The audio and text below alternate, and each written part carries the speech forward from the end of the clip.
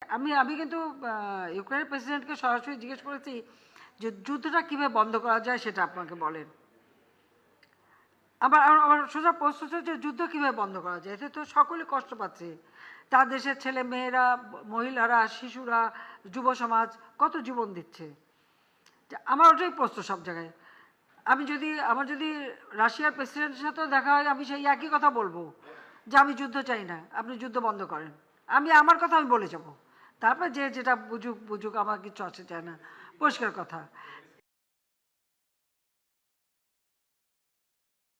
আমি কিন্তু ইউক্রেনের প্রেসিডেন্টকে সরাসরি জিজ্ঞেস করেছি যে যুদ্ধটা কীভাবে বন্ধ করা যায় সেটা আপনাকে বলেন।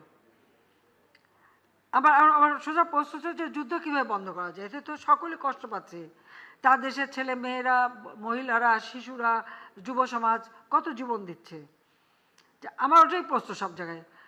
আমি